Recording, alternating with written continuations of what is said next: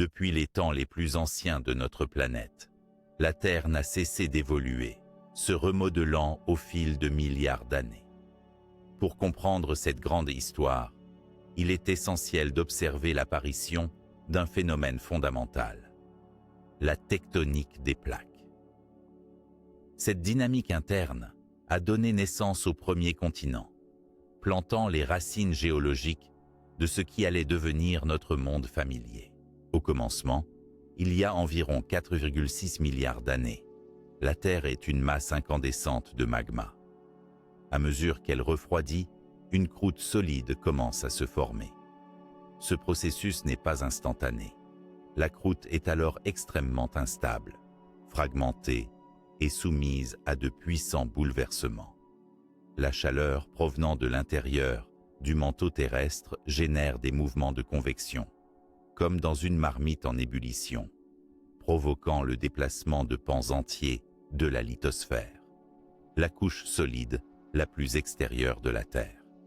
C'est ce mécanisme qui deviendra plus tard la tectonique des plaques. Mais cette tectonique ne s'est pas mise en place dès les premières centaines de millions d'années.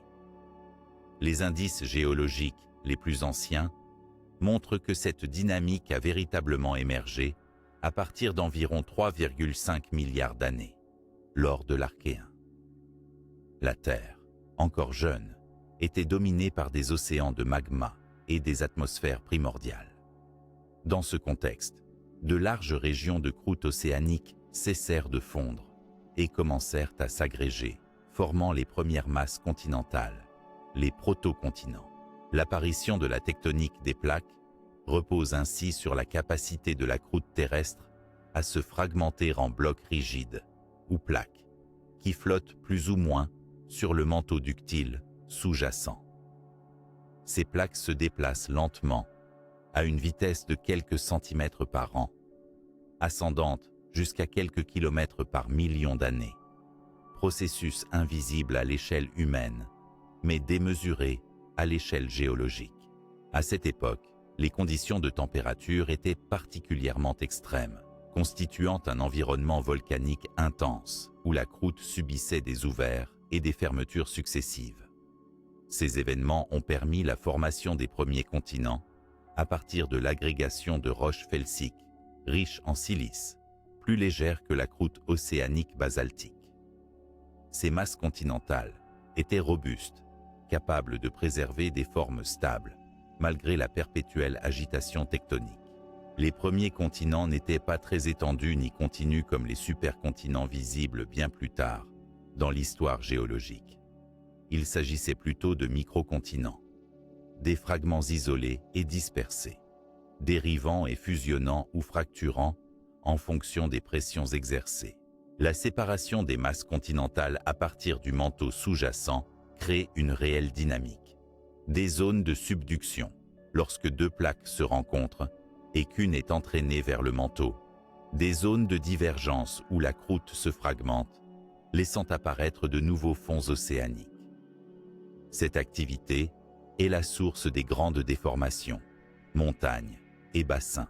Au fil du temps, ces premiers continents sont devenus des noyaux de stabilité, des refuges où la vie pourrait éventuellement commencer à s'installer. Des preuves isotopiques issues des roches sédimentaires anciennes montrent ainsi que les premiers océans salés s'y sont déposés, créant des environnements propices au développement d'organismes unicellulaires. Parallèlement, la tectonique des plaques jouait également un rôle crucial dans la régulation du climat planétaire. Les mouvements des plaques influencent la circulation océanique et atmosphérique, en modifiant la configuration des bassins marins et des terres émergées. Ainsi, l'émergence des premiers continents a aussi un impact sur la composition chimique de l'atmosphère, via la libération de gaz volcaniques ou l'altération des roches à la surface, agissant comme des puits de dioxyde de carbone.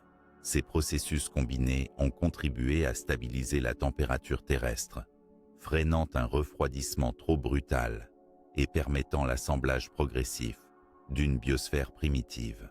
La formation des premiers continents est donc une étape clé dans l'histoire de la Terre, marquant la transition d'un monde fluide et instable à un monde où émergent des masses solides, stables, capables d'influencer durablement l'hydrosphère, l'atmosphère et la vie elle-même. La tectonique des plaques, pareille à un moteur lent et patient, est au cœur de cette alchimie grandiose.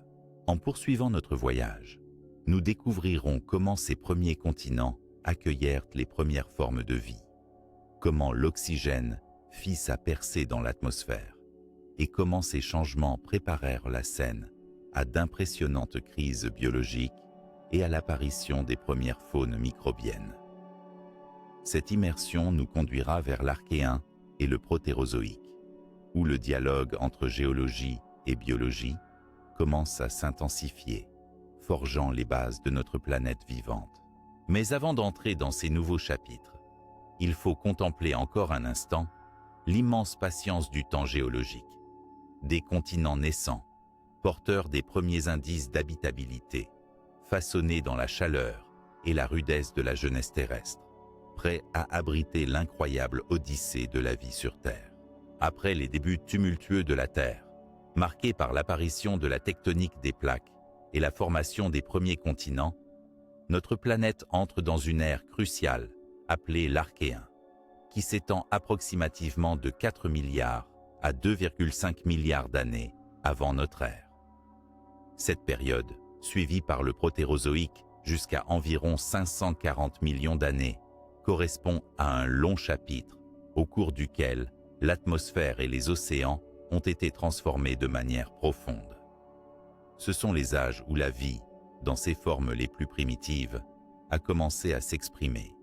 Puis la biosphère a subi ses premières crises majeures, préparant le terrain pour la complexité biologique prochaine.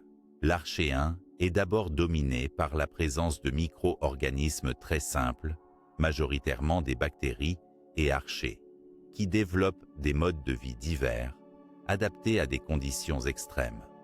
Chaleur intense, acidité, absence presque totale d'oxygène libre. Ces micro-organismes, parfois fossilisés sous forme de stromatolites, témoignent des premières traces visibles de vie sur notre planète. Ces structures en couches, construites par l'activité de certaines cyanobactéries, constituent des archives vivantes des écosystèmes les plus anciens. Grâce à la photosynthèse oxygénique, développée notamment par les cyanobactéries, une révolution commence silencieusement.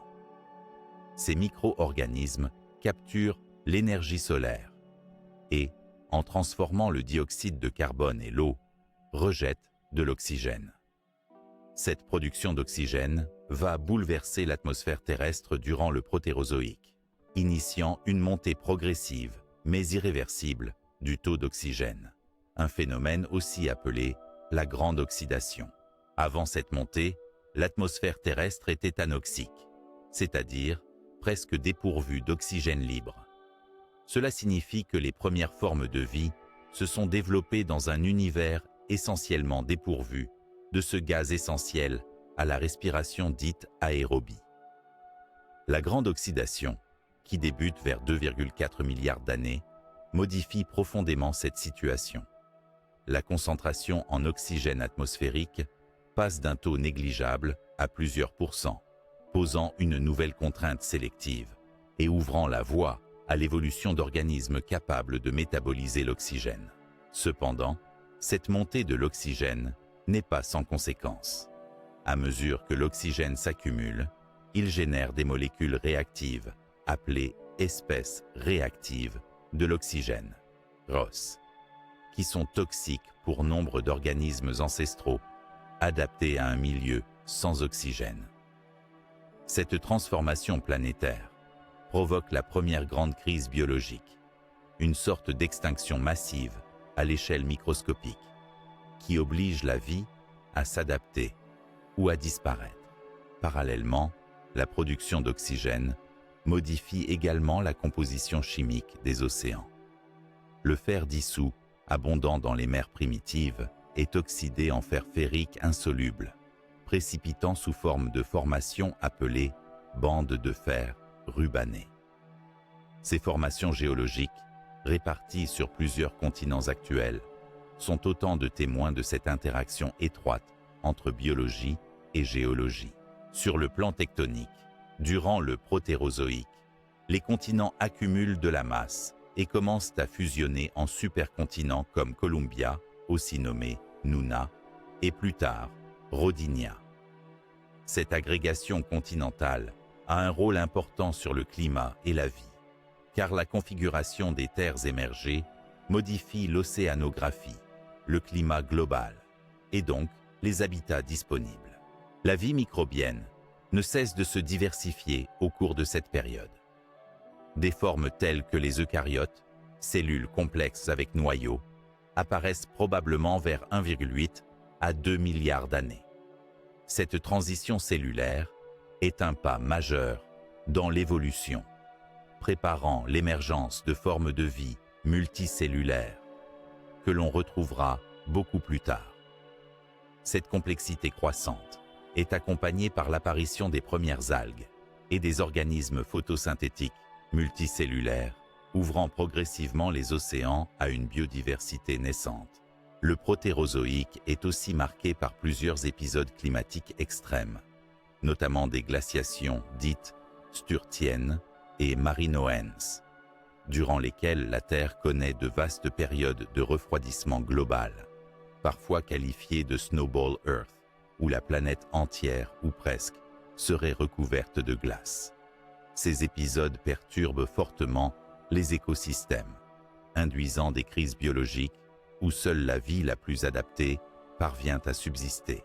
Malgré ces défis, la vie continue de s'adapter et même de prospérer dans des niches diverses. Il est fascinant d'imaginer ces micro-organismes vivant dans des océans glacés ou des environnements volcaniques, façonnant petit à petit la biosphère terrestre. Dans ces eaux primitives, des interactions complexes comme la symbiose ont peut-être commencé à se mettre en place. Un mécanisme qui plus tard donnera naissance à la diversité des formes cellulaires. Ainsi, l'Archéen et le Protérozoïque constituent ces longs âges au cours desquels la Terre se métamorphose lentement, passant d'un monde anoxique à une planète oxygénée, posant les bases géochimiques et biologiques indispensables à l'évolution future. Cette complexité progressive conduit enfin, à la fin du Protérozoïque, à la première grande diversification de la vie multicellulaire et à la préparation des prochaines étapes paléontologiques qui marqueront l'explosion cambrienne, où les animaux complexes prennent la scène. Notre exploration des temps anciens s'oriente désormais vers ces tensions climatiques extrêmes et ces bouleversements géobiologiques du Précambrien terminal, où la Terre expérimentera ses premières glaciations globales, ouvrant la porte à une nouvelle phase d'évolution spectaculaire. Ainsi, découvrons ensemble comment ces âges anciens portent en eux les racines d'un équilibre fragile entre destruction et innovation, forgeant le berceau primitif de la vie telle que nous la connaissons aujourd'hui. Nous voici maintenant plongés au cœur du Précambrien terminal, une période charnière située entre environ 720 et 635 millions d'années avant notre ère, qui se distingue par l'une des expériences climatiques les plus extrêmes et fascinantes qu'ait connue notre planète. Les glaciations dites de la Snowball Earth, ou Terre boule de neige. Ces événements, où la Terre semble s'être littéralement couverte d'une calotte glaciaire globale, ont bouleversé à jamais le cours de l'évolution géologique et biologique. Pour bien saisir l'importance de cette époque, il faut d'abord comprendre le contexte planétaire. Le Précambrien terminal se situe dans la transition entre le Protérozoïque et le début de l'ère paléozoïque. À cette ère, le supercontinent Rodinia était au stade final de sa fragmentation, laissant place à de vastes bassins océaniques et à une dynamique tectonique intense. Ces changements structurels ont des répercussions directes sur le climat, la chimie océanique et les habitats que la vie connaît. Le phénomène Snowball Earth désignent des épisodes où la Terre entière aurait été recouverte d'une glace épaisse, depuis les pôles jusqu'aux tropiques, un scénario qui peut sembler aujourd'hui inimaginable. Plusieurs indices géologiques nous apportent des preuves convaincantes que ces glaciations n'étaient pas localisées, mais véritablement mondiales. Notamment, des dépôts glaciaires, appelés thyllites, sont retrouvés dans des zones qui, à l'époque, se situaient à basse latitude, là où le climat est normalement chaud. Ces dépôts glaciaires sont enchâssés entre des formations sédimentaires à caractère volcanique et des traces chimiques spécifiques indiquant des conditions très froides prolongées. En parallèle, on observe des niveaux significatifs de calcium dans les carbonates, qui témoignent d'une intense dérégulation chimique océanique consécutive au gel complet des mers. Mais comment une glaciation aussi globale a-t-elle pu se produire? Plusieurs facteurs climatiques entrent en jeu. La configuration continentale issue de la dislocation de Rodinia a favorisé la pénétration des masses d'air froid et de l'eau froide jusque dans des zones autrefois protégées. De plus, la diminution des gaz à effet de serre, notamment le dioxyde de carbone, combinée à une intensité solaire plus faible qu'aujourd'hui, a contribué à un refroidissement progressif du climat. Selon une hypothèse largement admise, la Terre, en entrant dans ce cercle vicieux, a accumulé de la glace qui a augmenté l'albédo, c'est-à-dire sa capacité à réfléchir la lumière solaire, accentuant encore la baisse des températures. La chaleur du Soleil était ainsi réfléchie plutôt qu'absorbée, empêchant un réchauffement suffisant pour arrêter la progression de l'avancée glaciaire. Cette période de bouleversement planétaire ne s'est pas déroulée en une seule fois, mais en plusieurs phases distinctes, notamment la glaciation sturtienne, suivie de la glaciation marinoenne, chacune étant séparée par de courtes périodes où la Terre a partiellement retrouvé des conditions plus tempérées. Les conséquences de ce gel quasi total furent considérables.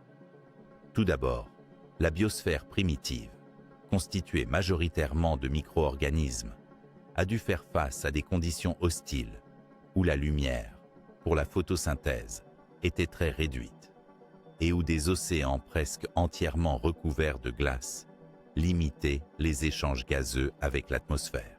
Cependant, ces événements catastrophiques ont aussi pu stimuler un nouveau type d'évolution.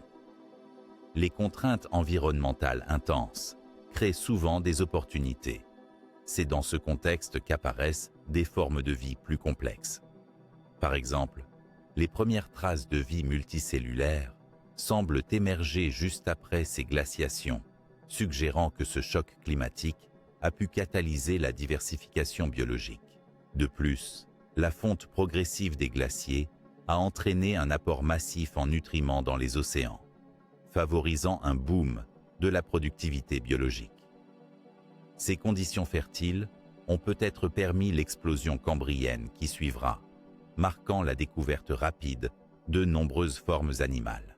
Sur le plan géologique, la fin des glaciations de Snowball Earth est caractérisée par la présence de dépôts carbonatés massifs, souvent appelés cap carbonates, qui témoignent d'un redout brutal associé à la dégazation accrue de carbonate.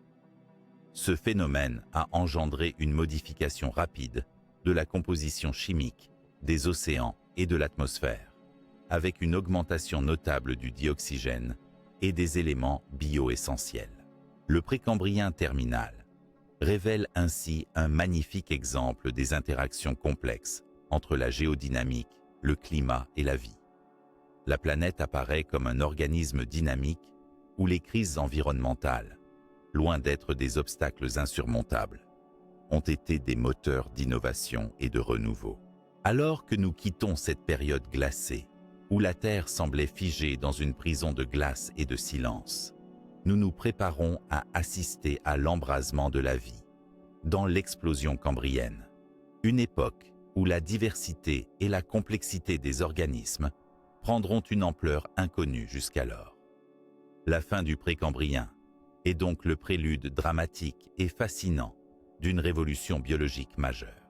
Ainsi, cette succession d'âges glaciaires extrêmes, ce dialogue puissant entre glace et vie, entre désolation et renaissance, forge le récit d'une Terre en perpétuel changement. C'est un rappel que même dans ses phases les plus hostiles, la planète reste un creuset pour la vie, et que c'est souvent dans l'adversité que naît la beauté la plus surprenante de la nature. À l'aube du Cambrien, il y a environ 541 millions d'années, la Terre plonge dans un véritable feu d'artifice biologique, un événement unique dans l'histoire de la vie, connu sous le nom de explosion cambrienne. Cette période marque l'apparition subite et spectaculaire des premiers animaux complexes, capables de former des corps différenciés et structurés, et la diversification rapide de la vie multicellulaire dans les océans. Ce bouleversement ouvre la voie à la complexité biologique que nous reconnaissons aujourd'hui, jetant les bases des écosystèmes marins modernes. Avant cette époque, la vie sur Terre était principalement microscopique et constituée d'organismes simples, des microbactéries et eucaryotes unicellulaires. Même si les premières formes de vie multicellulaires avaient peut-être déjà fait leur apparition pendant le Protérozoïque, elles restaient rares et peu variées. L'explosion cambrienne traduit un changement brutal et massif à l'échelle évolutive. En quelques millions d'années, une multitude d'organismes présentent des structures corporelles articulées, des parties dures, squelettiques, ainsi que des systèmes nerveux et sensoriels. La diversité taxonomique prend un essor sans précédent. Apparaissent ainsi les ancêtres des phylums actuels, arthropodes, mollusques, échinodermes, annélides et bien d'autres encore. Des formes emblématiques, comme les trilobites, les brachiopodes et les premiers vertébrés primitifs émergent. Ces organismes montrent une complexité accrue, avec des coques externes protectrices, des membres articulés et différentes spécialisations fonctionnelles qui permettent une exploitation plus efficace des niches écologiques. Les données fossiles, comme celles découvertes dans des sites emblématiques tels que les schistes de Burgess au Canada ou la formation de Chengjiang en Chine, offrent une fenêtre exceptionnelle sur cette période. Ces sites paléontologiques révèlent une incroyable richesse et variété d'organismes emblématiques, conservés avec une finesse exceptionnelle, qui dévoile détails anatomiques et modes de vie. Sur le plan géologique, cette explosion coïncide avec des modifications importantes des niveaux marins et une hausse significative des oxygènes dissous dans les océans, conditions nécessaires pour soutenir une vie animale plus énergivore et active.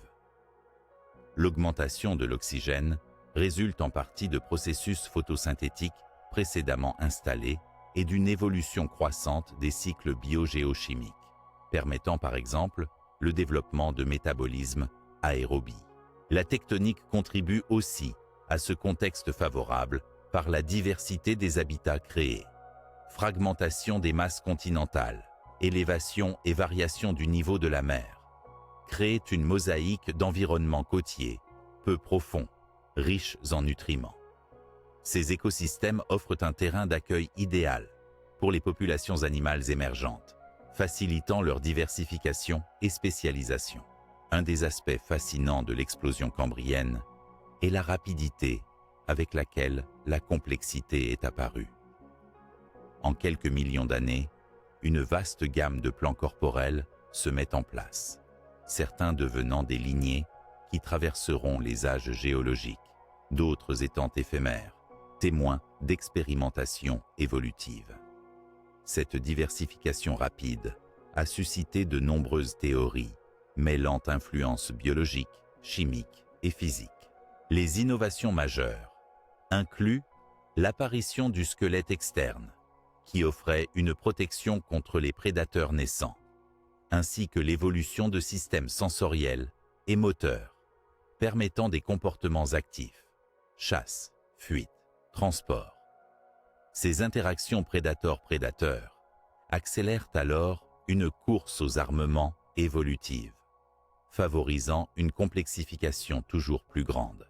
Par ailleurs, cette explosion biologique s'accompagne d'une diversification des modes de reproduction et de développement.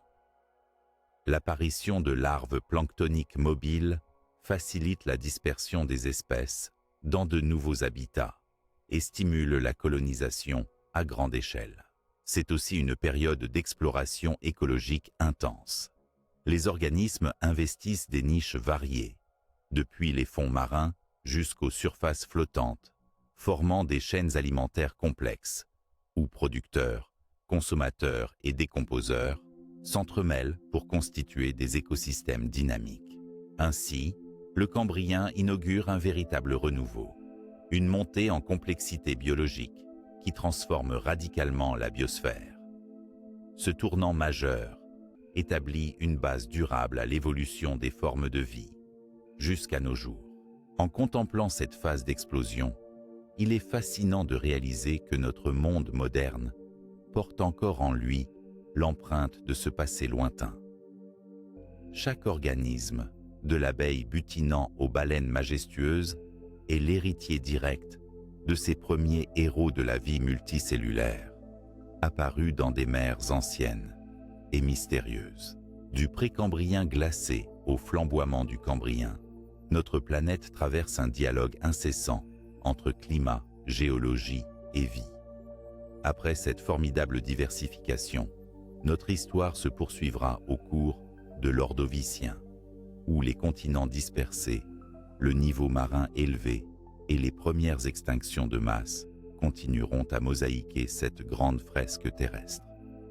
Mais pour l'instant, inspirons-nous de ce souffle originel, celui de la vie, qui prend forme et couleur, dans un océan encore jeune, mais déjà riche de promesses. Nous entrons maintenant dans l'Ordovicien, une période fascinante qui s'étend d'environ 485 à 444 millions d'années avant notre ère.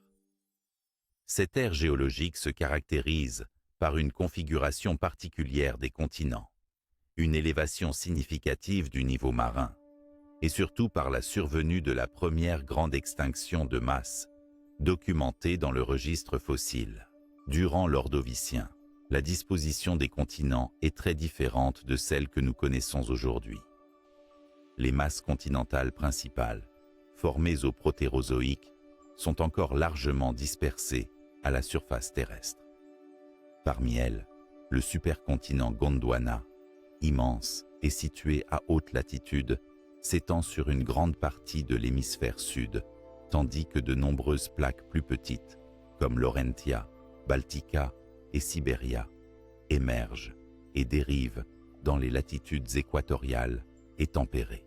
Cette configuration favorise une grande étendue des zones côtières, peu profondes, des plateformes continentales submergées par des mers chaudes et peu profondes. Ce contexte est essentiel pour les écosystèmes marins florissants du Paléozoïque inférieur, qui prospèrent dans ces milieux riches en nutriments et en lumière.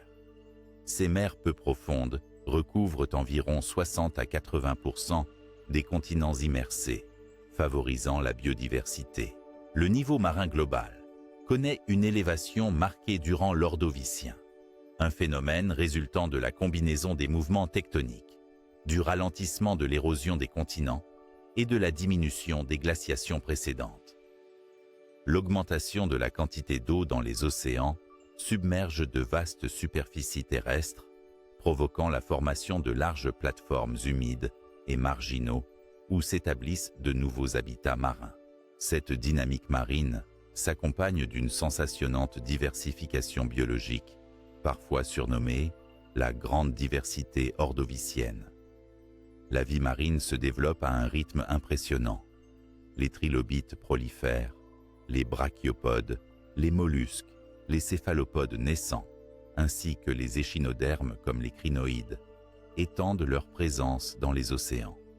De nouveaux groupes font leur apparition, notamment les premiers vertébrés, bien que ceux-ci restent encore très primitifs et de petite taille. Toutefois, l'Ordovicien est profondément marqué par une des premières grandes crises biologiques de l'histoire. Vers la fin de la période, il y a environ 444 millions d'années, survient la première extinction massive majeure actuelle, parfois appelée extinction, de l'Ordovicien silurien. Cet événement a causé la disparition d'environ 85% des espèces marines. Les causes principales de cette extinction sont aujourd'hui bien comprises. Un refroidissement climatique rapide, lié à l'entrée en glaciation du supercontinent Gondwana, situé au pôle sud, provoque une chute importante du niveau marin.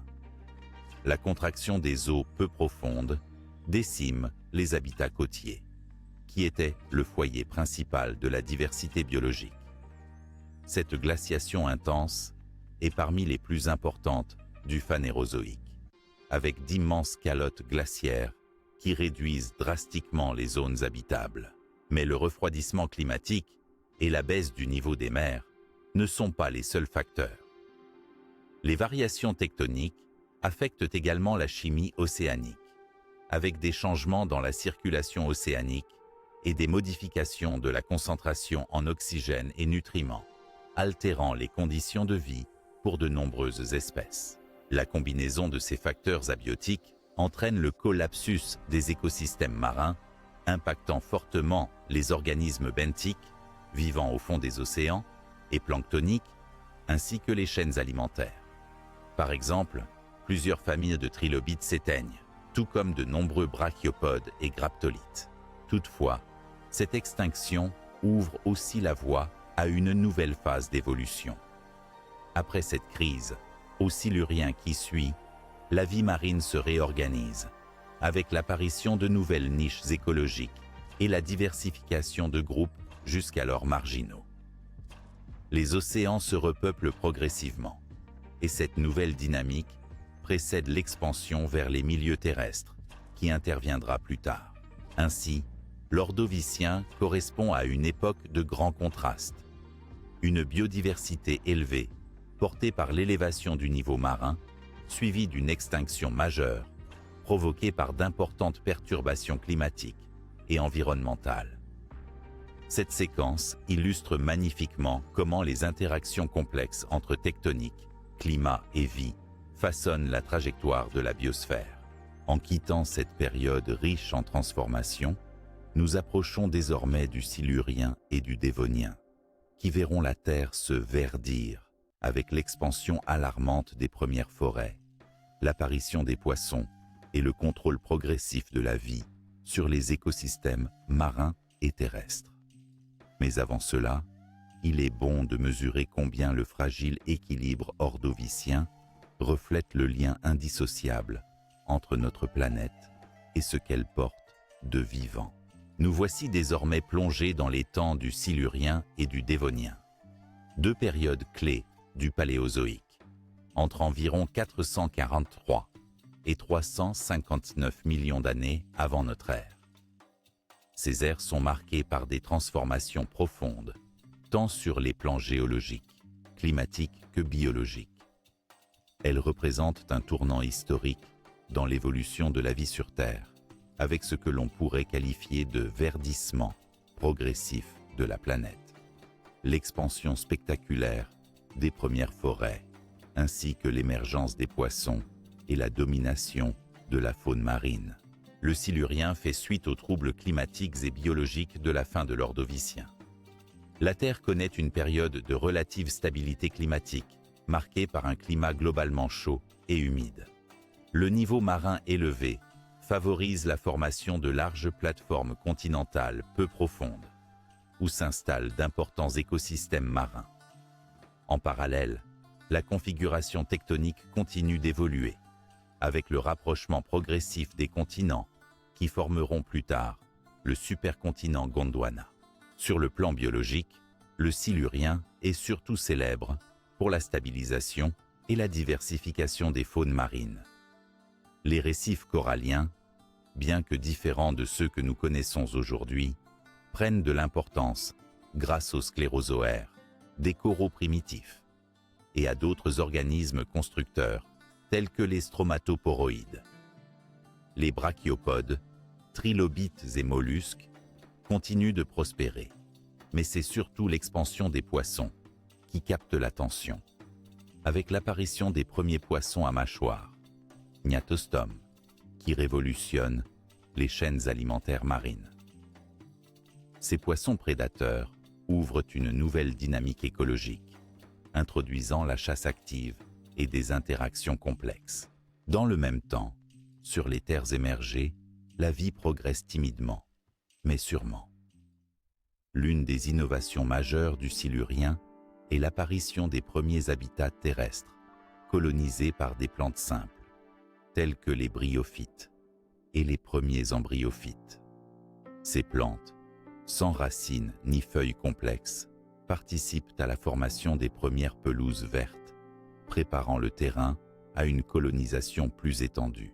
Le Dévonien, qui suit et s'étend sur près de 60 millions d'années, est encore plus emblématique dans cette dynamique. Il est souvent surnommé l'âge des poissons, en raison de la formidable diversification et de la prolifération des espèces piscicoles. On y voit apparaître les placodermes, poissons cuirassés, qui deviennent les premiers superprédateurs des mers, ainsi que les premiers poissons à nageoires rayonnées et lobées, ces derniers étant les ancêtres directs des futurs tétrapodes. Parallèlement à la vie marine, le Dévonien est un théâtre d'expansion végétale spectaculaire sur les continents. Les premières forêts se développent, composées de plantes vasculaires, telles que les lycopodes, arborescents, les prêles et les premiers fougères. Ces végétaux possèdent des racines complexes, permettant une meilleure absorption de l'eau et des nutriments, ainsi qu'un système de transport interne, le xylème, facilitant leur croissance en hauteur. La formation des forêts modifie en profondeur la surface terrestre, stabilise les sols, favorise la formation de mousses et lichens et influence le cycle de l'eau. Cette expansion végétale engendre aussi des changements climatiques notables. L'augmentation de la photosynthèse et la fixation du carbone atmosphérique contribuent à une baisse progressive du dioxyde de carbone, participant à un refroidissement du climat. De plus, la végétation favorise le développement des sols et la production d'humus, influençant l'érosion et la dynamique des bassins sédimentaires. La diversification de la faune marine continue également au Dévonien. Les récifs coralliens deviennent plus élaborés et des écosystèmes complexes prennent forme. Parmi les groupes remarquables figurent les ammonoïdes, ancêtres des céphalopodes actuels, qui montrent une remarquable capacité d'adaptation et d'expansion. L'apparition des premiers arthropodes terrestres prolonge cette invasion progressive des terres émergées.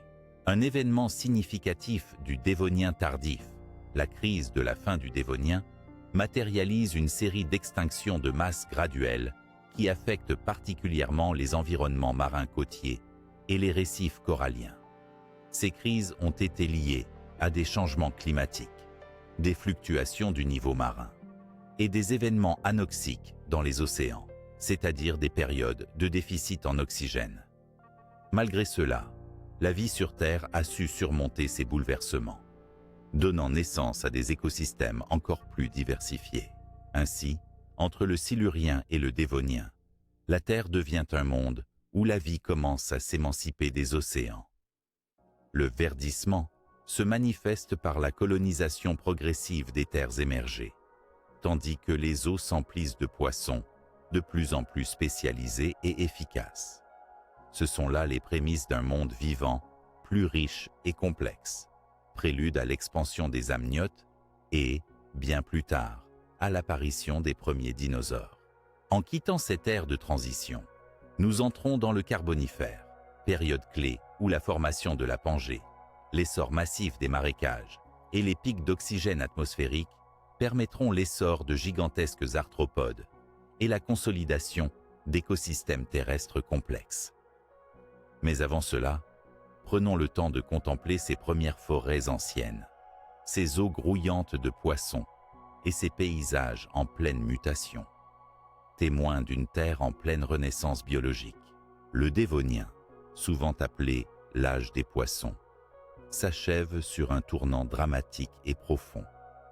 La crise dévonienne, un ensemble d'extinctions massives réparties sur plusieurs événements au cours des derniers millions d'années de cette période, entre environ 375 et 359 millions d'années avant notre ère.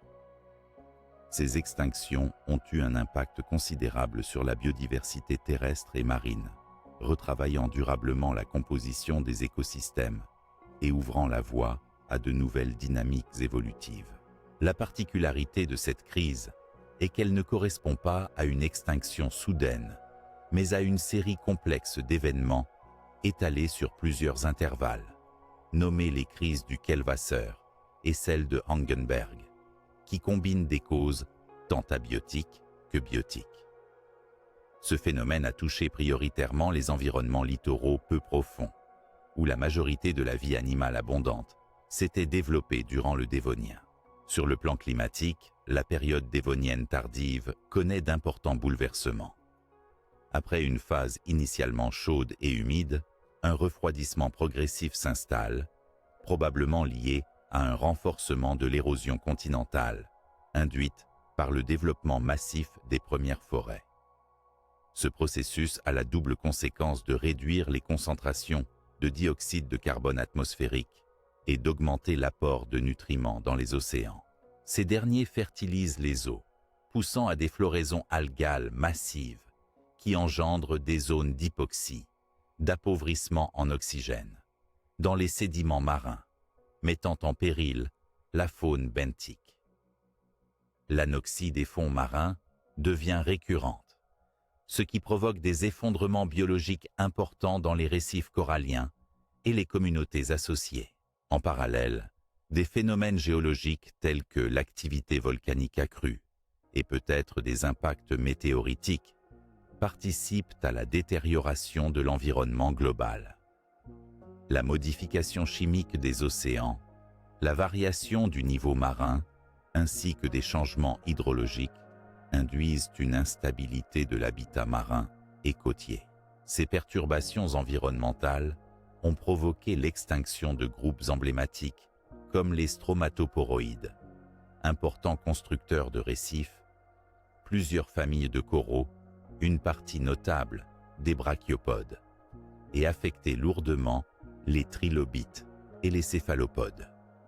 C'est la fin d'une époque pour certains groupes, tandis que d'autres commencent à se diversifier après ces crises. Outre la vie marine, la crise dévonienne a aussi impacté les écosystèmes terrestres, encore naissants. Si la colonisation des terres par les plantes vasculaires et les premiers arthropodes est bien amorcée, ces bouleversements climatiques et géochimiques ont eu des répercussions sur la diversité et la répartition des organismes terrestres.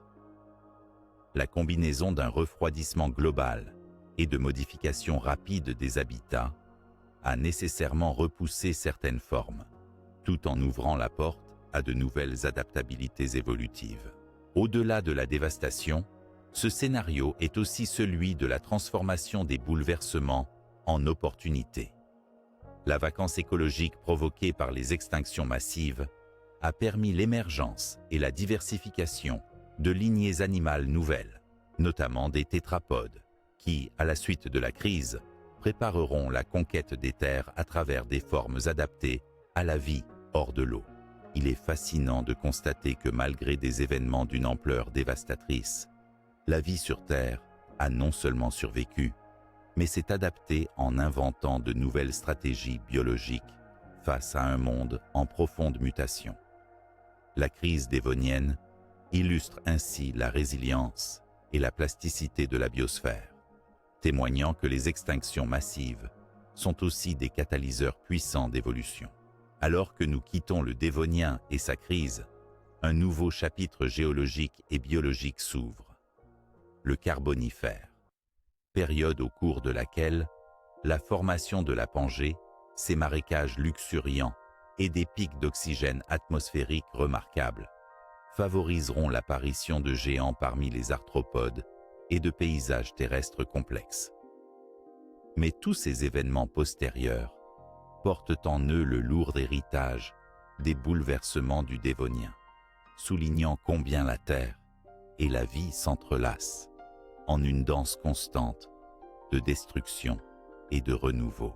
Au cœur du Paléozoïque supérieur, le Carbonifère s'étend approximativement de 359 à 299 millions d'années avant notre ère. Cette période est surtout célèbre pour la formation majeure du supercontinent appelé la Pangée. La présence de vastes marécages luxuriants où se sont accumulées d'immenses couches de charbon et un pic remarquable dans les concentrations d'oxygène atmosphérique. Ensemble, ces éléments ont façonné un environnement unique, où des formes de vie extraordinaires, notamment les arthropodes géants, sont devenues dominantes. La tectonique des plaques poursuit son chemin, conduisant progressivement à la jonction des principaux continents sur Terre.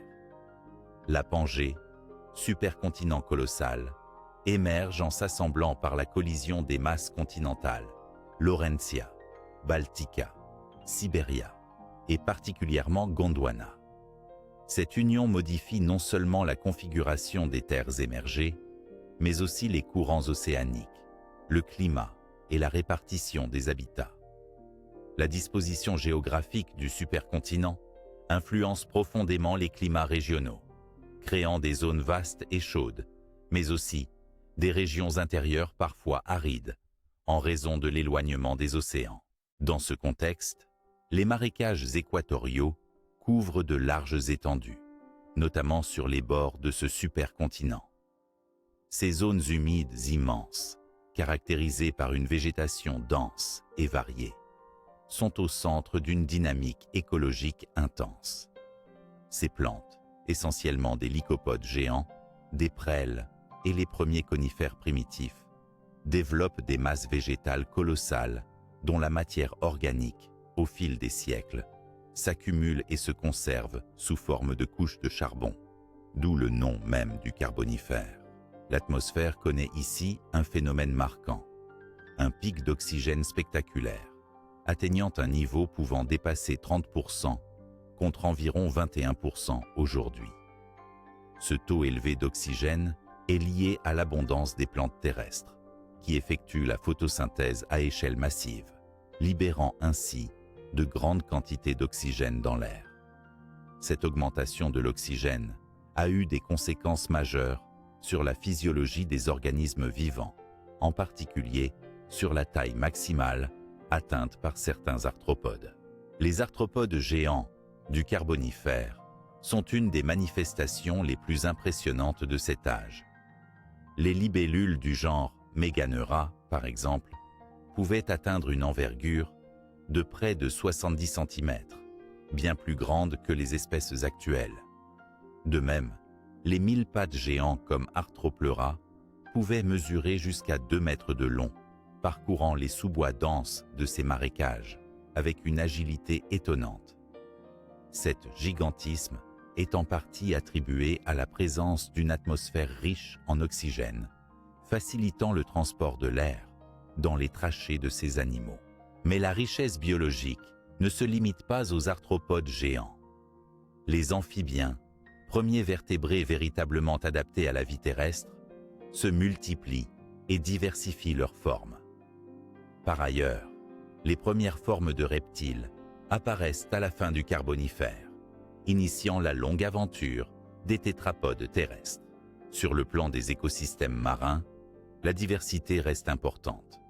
Bien que les océans connaissent des fluctuations climatiques et océaniques liées à la mise en place de la Pangée, les récifs coralliens continuent à se développer. Les foraminifères et les brachiopodes occupent des rôles clés dans les chaînes alimentaires. Les grands marécages du Carbonifère sont aussi d'importants puits de carbone. En stockant massivement la matière organique, ils régulent significativement le climat. Cependant, leur disparition progressive vers la fin de la période, due à un changement climatique et tectonique, contribue à une chute du taux d'oxygène et à des transformations des écosystèmes terrestres. En conclusion, le Carbonifère est une période où la Terre connaît une extraordinaire expansion de la vie terrestre, grâce à la formation de la Pangée, à l'abondance des forêts primaires, aux pics d'oxygène atmosphérique qui permettent le gigantisme chez certains arthropodes, et à la diversification des organismes aquatiques et terrestres. Cette époque sert de pont entre les anciennes formes de vie du Paléozoïque et les adaptations évolutives qui mèneront aux paysages et faunes plus familiers du Mésozoïque. Alors que nous nous apprêtons à suivre les bouleversements du Permien, marqués par une aridité croissante et la plus grande extinction de masse de l'histoire, il est fascinant de contempler ces vastes forêts carbonifères et leurs géants, témoins d'une Terre en pleine effervescence biologique et géologique. En avançant dans le temps, nous atteignons le Permien, une période géologique qui s'étend d'environ 299 à 252 millions d'années avant notre ère. Le Permien symbolise un nouveau cap dans l'histoire de la Terre, car il correspond à la consolidation finale du supercontinent Pangée, à une évolution climatique marquée par une désertification progressive, et surtout à la survenue de la crise biologique la plus massive jamais enregistrée dans l'histoire planétaire. La Pangée, dont la formation s'achève durant le Permien, représente une assemblée gigantesque de masses continentales qui s'étendent en un unique bloc terrestre. Ce supercontinent, s'étalant des pôles aux tropiques, modifie profondément la circulation océanique et atmosphérique. Avec une telle configuration, les vastes étendues intérieures de la Pangée sont désormais coupées des influences modératrices de la mer, ce qui engendre des conditions climatiques extrêmes, notamment une forte aridité et des amplitudes thermiques importantes. Cette période est caractérisée par une désertification accrue, renforcée par l'intensification de la circulation atmosphérique et l'effondrement des pluies dans les zones continentales centrales. Ces conditions arides favorisent la formation de vastes déserts et écosystèmes semi-arides sur une grande partie de la Pangée, altérant profondément les habitats terrestres et marins. En parallèle, de vastes mers intérieures peu profondes, appelées épiries, subsistent en périphérie, abritant encore une riche biodiversité. Sur le plan biologique, le Permien voit l'évolution et la diversification des synapsides, ancêtres des mammifères, parmi lesquels le groupe des thérapsides se distingue par des adaptations remarquables à différents environnements. Les reptiles, y compris les diapsides, commencent à occuper plus largement les niches écologiques terrestres. Cependant, le point culminant du Permien est la crise biologique de la fin de la période, souvent appelée extinction Permien-Trias, survenue il y a environ 252 millions d'années. Cette extinction est la plus dévastatrice que la Terre ait connue, à tel point qu'elle a décimé près de 90 à 96% des espèces marines et environ 70% des vertébrés terrestres. C'est un véritable effondrement de la biodiversité qui modifie durablement les dynamiques des écosystèmes planétaires. Les causes multiples de cette crise sont encore étudiées, majoritairement liées à une combinaison complexe de phénomènes environnementaux. Tout d'abord, l'activité volcanique massive, déclenchée par les épanchements basaltiques de la province du Sibérien Strap, libérant d'énormes volumes de gaz volcaniques tels que le dioxyde de carbone et le sulfure d'hydrogène, entraîne un effet de serre intense, des acidifications des océans et des pluies acides.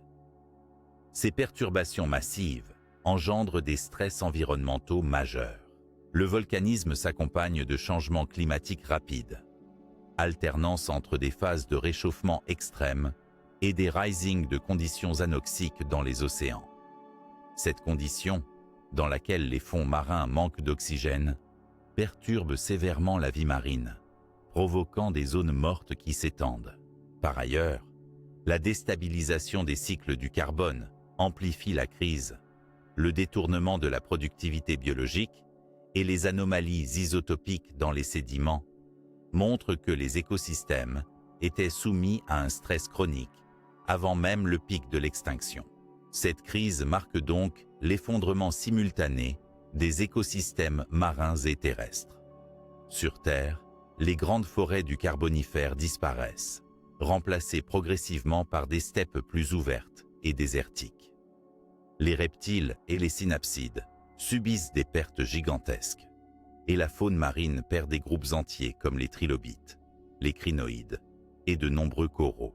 Cependant, ce cataclysme ouvre aussi une nouvelle ère évolutive.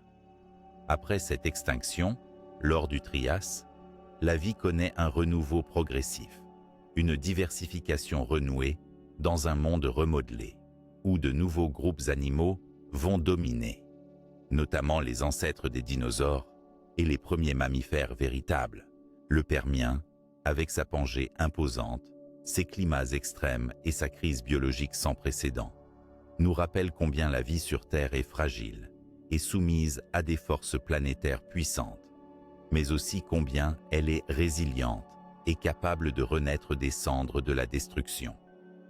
C'est un témoignage saisissant de l'interdépendance entre la géodynamique, le climat et la biosphère, à une échelle temporelle profonde. En quittant cette période sombre et intense, nous préparons notre exploration des temps qui suivront, marquée par la fragmentation progressive de la Pangée et l'apparition des écosystèmes du Mésozoïque, période d'innovations évolutives spectaculaires et d'extinction majeure, où la planète continue sa danse ininterrompue entre création et transformation. Au début du Trias, il y a environ 252 millions d'années, la Terre entre dans une nouvelle période qui marquera la renaissance de la vie après la crise massive de la fin du Permien. Le Trias est avant tout caractérisé par l'éclatement progressif du supercontinent Pangée, un phénomène géologique majeur qui transforme l'organisation des terres émergées et ouvre la voie à une renaissance biologique spectaculaire. Cette ère voit également la domination montante des archosaures, ancêtres lointains des dinosaures, des crocodiles et des oiseaux modernes. La Pangée, jusque-là un vaste bloc terrestre unique réunissant presque toutes les terres émergées de la planète, commence à se fracturer lentement sous l'effet des forces tectoniques internes.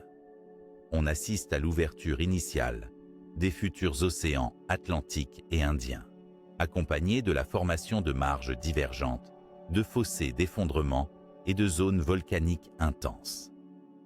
Ce découpage progressif, qui va durer plusieurs dizaines de millions d'années, modifie profondément la géographie mondiale, créant de nouvelles zones côtières et des passages océaniques qui favorisent la circulation des eaux, la diversification des habitats et la spécialisation des écosystèmes. Sur le plan climatique, le Trias est une période caractérisée par un climat globalement chaud et sec, avec une faible amplitude thermique saisonnière dans les zones équatoriales et de vastes régions désertiques au cœur des masses continentales nouvellement fragmentées. Ce climat aride influence fortement la répartition de la vie terrestre, favorisant certaines adaptations chez les organismes pour survivre dans des environnements difficiles. Du point de vue biologique, la période qui suit immédiatement la sévère extinction Permien-Trias voit un lent mais certain redémarrage de la biodiversité. Beaucoup de niches écologiques ont été libérées à cause de la disparition massive d'espèces, offrant un terrain propice à l'innovation évolutive et à la radiation adaptative.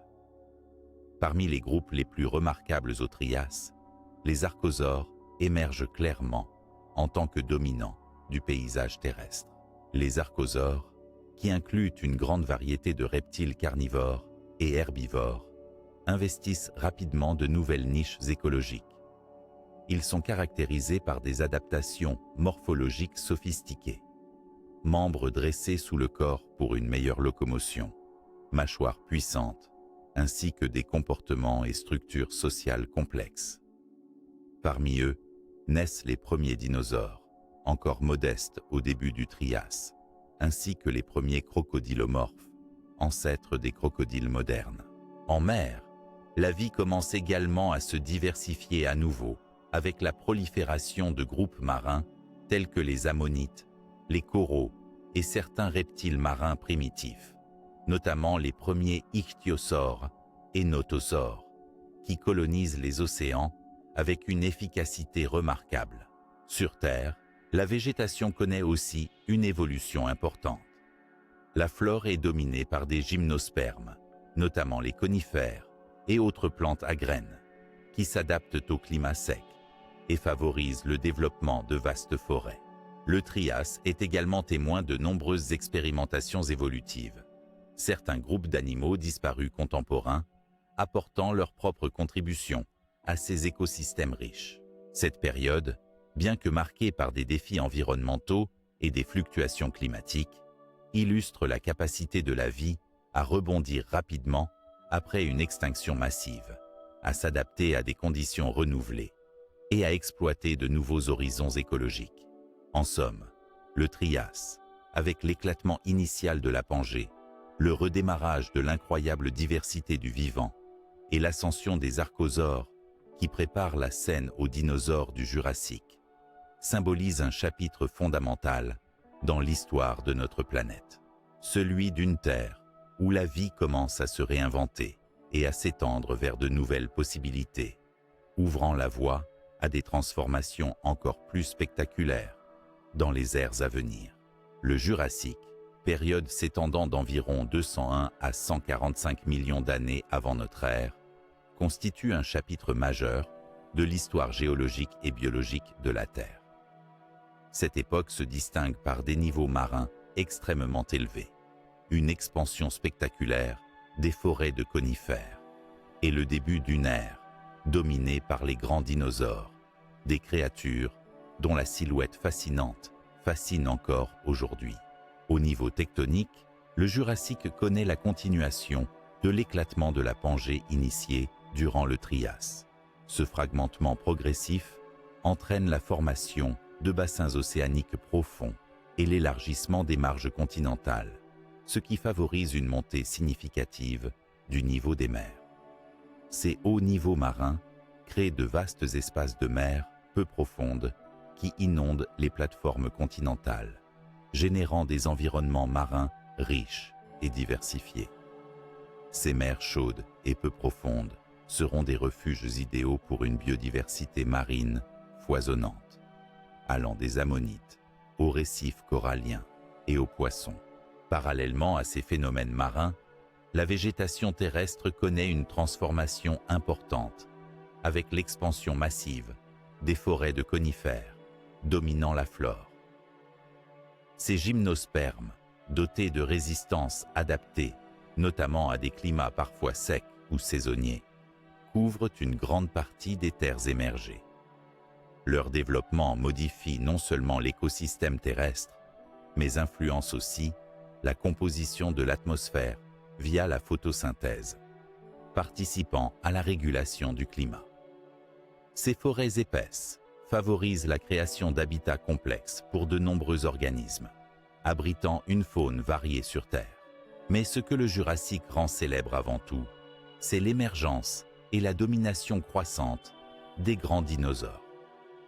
Après avoir fait leurs premiers pas au Trias, ces reptiles conquérants connaissent, durant le Jurassique, une diversification remarquable et un accroissement spectaculaire de leur taille et de leur diversité. Les saurichiens, tels que les diplodocidés et brachiosauridés, formant les fameux dinosaures herbivores immenses au long cou, côtoient les théropodes carnivores, agiles et redoutables, ancêtres lointains des oiseaux. Sur le plan écologique, ces dinosaures occupent diverses niches alimentaires et spatiales, du sol forestier aux zones plus ouvertes. Leur présence influence profondément la végétation, avec des interactions complexes telles que le broutage et la dispersion des graines. Cette coévolution entre plantes et animaux contribue à façonner la dynamique des écosystèmes terrestres. En mer, la diversité augmente également avec l'essor des reptiles marins comme les plésiosaures et les ichthyosaures, qui évoluent en prédateurs marins efficaces. Le Jurassique voit aussi la suite du développement des poissons osseux et cartilagineux, apportant un équilibre dynamique au réseau trophique marin. Le climat jurassique est généralement chaud et stable, sans glaciation majeure. Cette stabilité climatique, conjuguée au haut niveau marin, favorise la biodiversité et la sédimentation calcaire, qui donnera naissance à des formations emblématiques, telles que les calcaires de Solnhofen, connus pour leur conservation exceptionnelle des fossiles. Cette période de l'histoire terrestre nous transporte dans un monde en pleine effervescence, où les océans sont vastes et poissonneux, les forêts épaisses et dominées par les conifères, et où les premiers géants des dinosaures posent les fondations d'une ère nouvelle. Le Jurassique est donc un moment de transition fertile, où la Terre se réorganise dans une phase de prospérité biologique et géologique sans précédent. Notre prochain voyage nous conduira à explorer ces formations géologiques emblématiques du Mésozoïque, telles que celles de Solnhofen, Morrison et Yixian, véritables fenêtres privilégiées sur la vie spectaculaire de ce temps lointain. Le Mésozoïque, souvent surnommé l'ère des reptiles, a laissé derrière lui une mosaïque fascinante de formations géologiques qui nous offre des fenêtres exceptionnelles sur la vie d'antan. Parmi ces emblèmes géologiques, 3 formations se distinguent, particulièrement par leur richesse fossile et la qualité remarquable de leur préservation. Les schistes de Solnhofen en Allemagne, la formation de Morrison aux États-Unis et le site de Yixian en Chine. Chacune d'elles raconte un chapitre unique de l'histoire de la vie terrestre et marine du Mésozoïque, nous plongeant dans des écosystèmes anciens, d'une diversité et d'une complexité saisissantes. Commençons par les schistes de Solnhofen, datés principalement du Jurassique supérieur, il y a environ 150 millions d'années. Cette formation lithographique de calcaire fin est célèbre pour son extraordinaire conservation des fossiles, dont certains sont si détaillés qu'ils permettent d'observer les plumes d'oiseaux ou la texture délicate des tissus mous. Solnhofen nous offre l'un des fossiles les plus emblématiques de l'histoire naturelle. Archaeopteryx, première preuve directe du lien entre les dinosaures théropodes et les oiseaux. Un véritable chaînon manquant entre reptiles et oiseaux modernes. Au-delà d'Archaeopteryx, les schistes ont conservé une faune marine et terrestre, comprenant poissons, céphalopodes, insectes et dinosaures, illustrant une biodiversité riche dans un environnement lagunaire calme, légèrement salé, mais parfois étouffant, propice à la conservation exceptionnelle.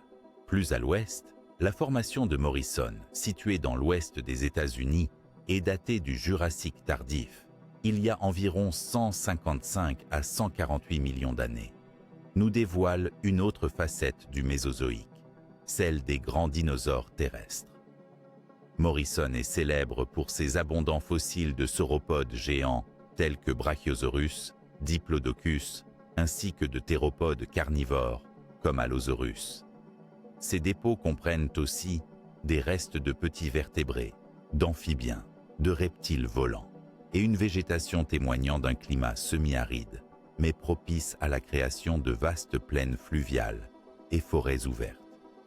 Morrison offre une vision des écosystèmes jurassiques terrestres, focalisée sur la cohabitation des herbivores géants et de leurs prédateurs, inscrite dans un contexte environnemental dynamique. Enfin, la formation de Yixian, en Chine du Nord, datée du Crétacé inférieur, autour de 125 millions d'années, est une autre merveille paléontologique. Cette formation lacustre est célèbre pour la qualité incroyable de ses fossiles à préservation exceptionnelle, notamment d'animaux à filaments, de dinosaures à plumes, d'oiseaux primitifs, d'insectes et même de mammifères. Yixian a bouleversé notre compréhension de l'origine des oiseaux, de la diversité des dinosaures à plumes et de la complexité des écosystèmes du Crétacé inférieur.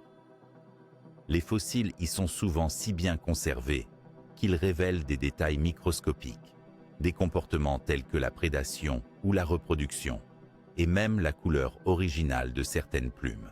Chacune de ces trois formations témoigne non seulement de périodes géologiques distinctes du Mésozoïque, du Jurassique moyen et supérieur au Crétacé inférieur, mais aussi d'environnements variés. Lagunes saumâtres, plaines fluviales semi-arides, lacs calcaires dans des terres émergées tempérées. Leur étude combinée enrichit considérablement notre vision du Mésozoïque, de la diversité et de la complexité de la vie à cette époque, allant des micro-organismes aux gigantesques dinosaures et illustrant les interactions fines entre biologie et environnement. En explorant ces lieux aujourd'hui, nous plongeons dans une histoire de la vie tracée patiemment dans la roche. Un récit où chaque fossile est un témoin silencieux, porteur d'informations précieuses sur les formes de vie, leur anatomie, leur comportement et leurs adaptations. Ces emblèmes géologiques sont non seulement des sites de découverte scientifique, mais aussi des invitations au voyage dans le temps, nous connectant intimement à ce lointain passé où la vie sur Terre prenait des formes étrangement proches et extraordinairement diversifiées. Alors que nous nous préparons à entrer dans le Crétacé, période de mouvements continentaux intenses et d'explosions évolutives majeures, ces formations restituent l'héritage extraordinaire du Mésozoïque, la toile de fond sur laquelle s'écriront les chapitres ultérieurs, notamment ceux de la montée des angiospermes et la grande extinction qui supprimera les derniers dinosaures non aviens.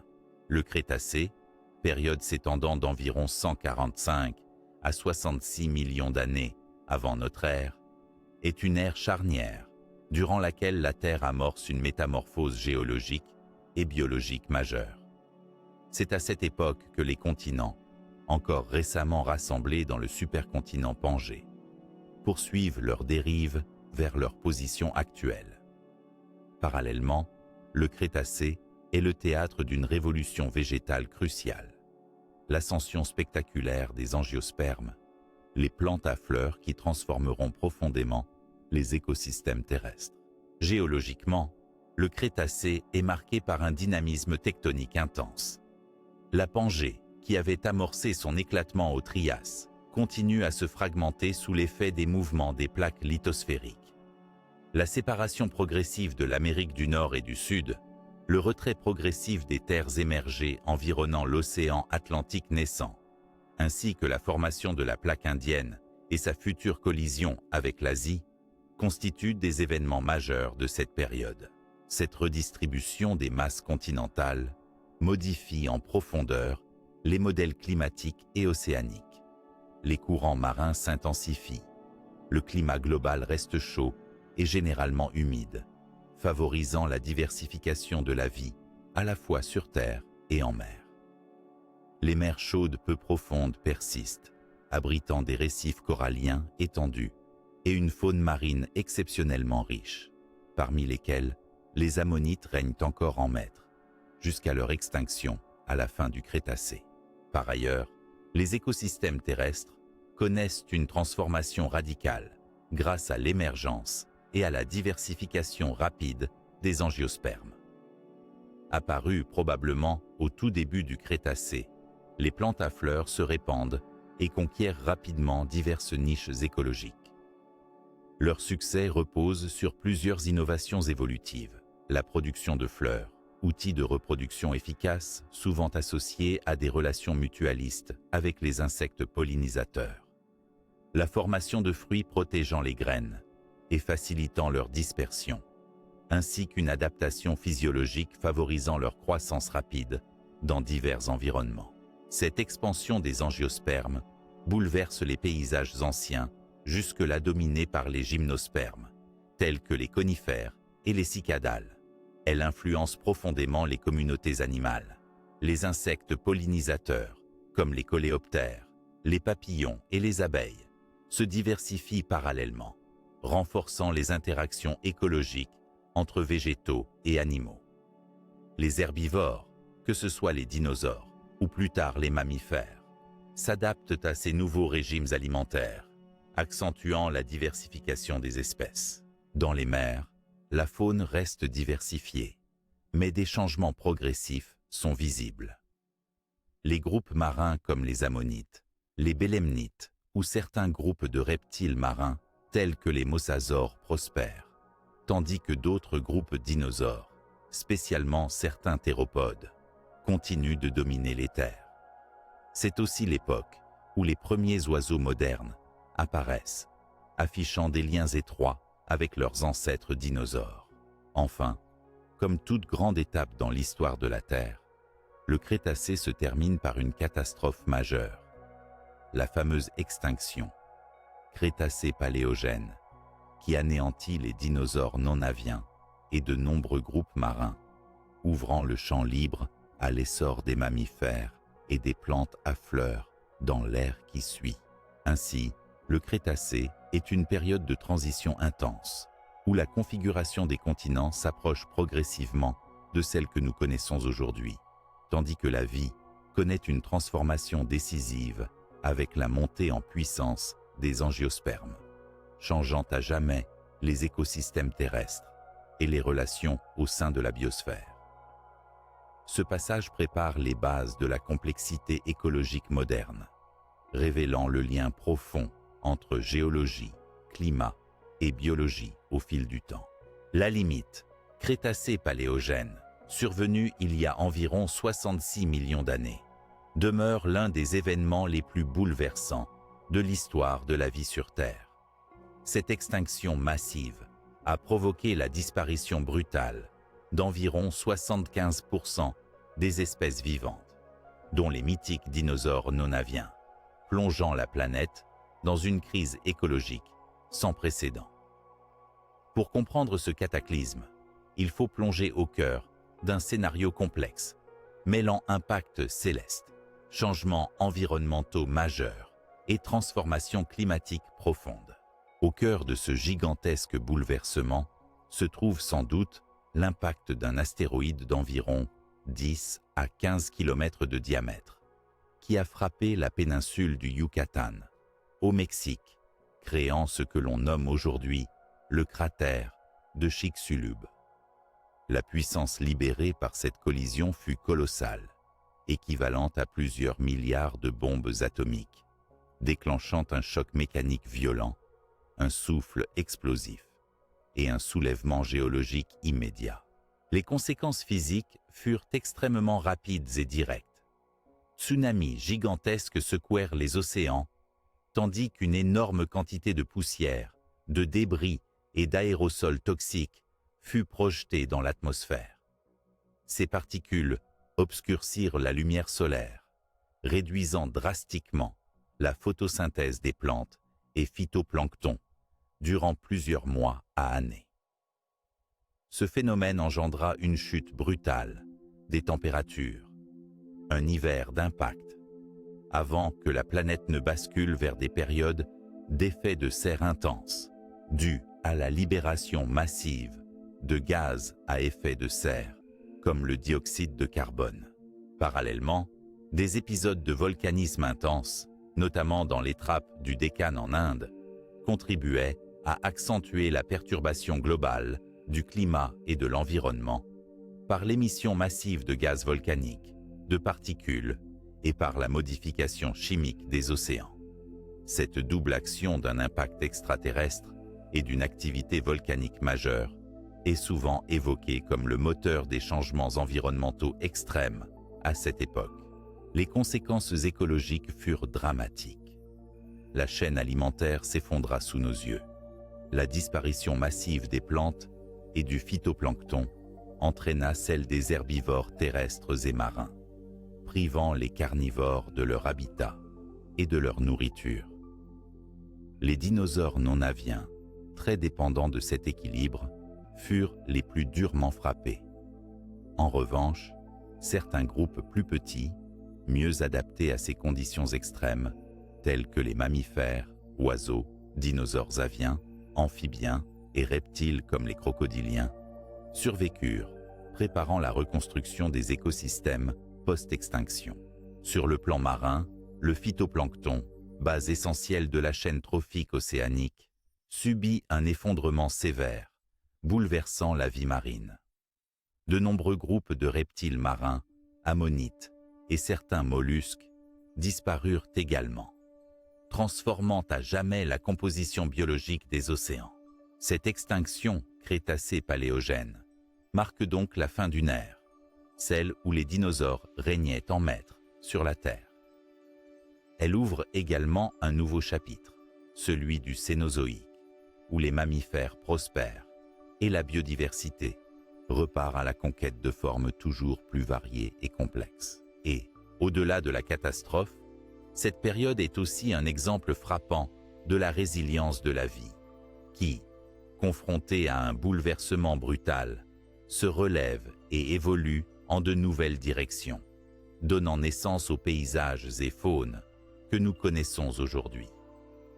En comprenant l'impact et les conséquences de l'extinction crétacé-paléogène, nous percevons mieux les mécanismes profonds qui lient la géologie, le climat et la biosphère, et qui continuent à façonner notre planète. Le Paléocène et l'Éocène, qui couvrent une période allant d'environ 66 à 34 millions d'années avant notre ère, marquent un tournant décisif dans l'histoire de la Terre et de la vie après la grande extinction crétacé-paléogène. Durant ces deux ères, la Terre connaît une dynamique climatique exceptionnelle, baptisée Super Greenhouse, caractérisée par des températures très élevées et une atmosphère riche en dioxyde de carbone, qui ont favorisé l'essor rapide et la domination des faunes mammaliennes, ouvrant ainsi la voie à la biodiversité moderne. Immédiatement après la disparition des dinosaures non aviens, les mammifères, longtemps en retrait, deviennent le groupe dominant des vertébrés terrestres. Ces nouveaux maîtres de la Terre connaissent une diversification impressionnante, investissant une grande variété de niches écologiques. Du minuscule insectivore au gigantesque herbivore, la gamme morphologique et fonctionnelle des mammifères s'élargit considérablement. Les premiers primates apparaissent, les cétacés aquatiques sèment les origines des baleines, tandis que des herbivores, comme les périssodactyles et les artiodactyles, occupent les plaines et forêts foisonnantes. Parallèlement, les oiseaux connaissent également une diversification significative, profitant des niches écologiques délaissées par les dinosaures disparus. Cette double dynamique biologique contribue à restaurer la complexité des écosystèmes terrestres.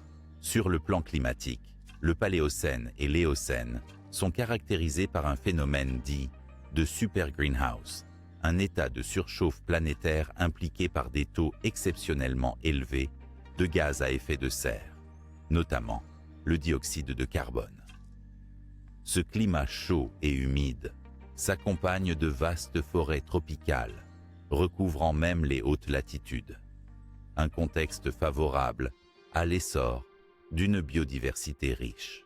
Les océans sont également affectés par ces conditions exceptionnelles. Les mers sont plus chaudes, plus peuplées, et leur chimie évolue au rythme des grandes transgressions marines intermittentes. C'est l'ère des mers éphémères, des bassins isolés, témoins des fluctuations rapides du niveau des océans liées tant aux activités tectoniques qu'aux variations climatiques. Ces conditions favorisent l'accumulation rapide de sédiments organiques riches et d'habitats marins très diversifiés, où prolifèrent notamment les foraminifères, mollusques et poissons. Un événement climatique majeur de l'Éocène est le maximum thermique Paléocène-Éocène, survenu il y a environ 56 millions d'années, au cours duquel la température moyenne globale aurait augmenté de 5 à 8 degrés Celsius en un laps de temps très court à l'échelle géologique. Ce réchauffement brusque s'accompagna d'acidification des océans et de migration massive des espèces, témoignant de la sensibilité de la biosphère au bouleversement climatique. Cependant, vers la fin de l'Éocène, la Terre amorce un lent refroidissement, prélude aux glaciations du Cénozoïque, qui transformeront durablement les paysages et les écosystèmes. C'est aussi au cours de cette transition que les mammifères prennent définitivement leur forme moderne et s'installent durablement sur les continents. Ainsi, les ères du Paléocène et de l'Éocène représentent une phase de renouveau et d'expansion des mammifères dans un monde où la chaleur et l'humidité extrêmes façonnent la nature et la biodiversité. Ces périodes sont fondamentales pour comprendre comment les interactions entre les climats chauds, la dynamique océanique et la vie terrestre ont forgé la diversité biologique actuelle, préparant enfin le terrain aux paysages et faunes du Cénozoïque moyen et récent. Le Cénozoïque, période qui s'étend d'environ 66 millions d'années à aujourd'hui, est une ère géologiquement dynamique, au cours de laquelle la tectonique des plaques a joué un rôle fondamental dans la configuration actuelle des continents et dans les changements climatiques majeurs qui ont façonné la planète. Deux événements tectoniques majeurs, l'ouverture de l'océan Atlantique et la surréaction de l'Himalaya, ont profondément transformé la géographie terrestre, influençant directement le climat mondial et la biodiversité. L'ouverture de l'Atlantique débute dès la fin du Mésozoïque et s'accélère pendant le Cénozoïque. La Pangée, grande masse continentale, qui dominait par le passé, s'est fragmentée, donnant naissance aux continents tels que nous les connaissons. L'écartement progressif des plaques nord-américaines et eurasiennes à l'ouest, parallèlement au recul des plaques sud-américaines et africaines à l'est, engendre la formation d'une dorsale médio-atlantique, lieu de création continue de nouvelles croûtes océaniques. Cet océan Atlantique en expansion modifie non seulement la géographie, en créant des marges continentales bien marquées, mais joue également un rôle clé dans la circulation océanique mondiale. Les courants marins sont profondément modifiés par cette nouvelle configuration, favorisant la régulation thermique des océans et influençant les climats régionaux et globaux. L'ouverture de l'Atlantique conduit aussi à un basculement progressif des masses d'eau, ce qui impacte le cycle du carbone et d'autres éléments essentiels, avec des conséquences majeures sur les écosystèmes marins et terrestres. Simultanément, l'une des manifestations tectoniques majeures du Cénozoïque reste la formation des chaînes de montagnes de l'Himalaya, qui résulte de la collision entre la plaque indienne, en mouvement vers le nord, et la plaque eurasienne. Ce rapprochement commence vers 50 millions d'années et se poursuit encore aujourd'hui, donnant naissance à la plus haute chaîne montagneuse du monde.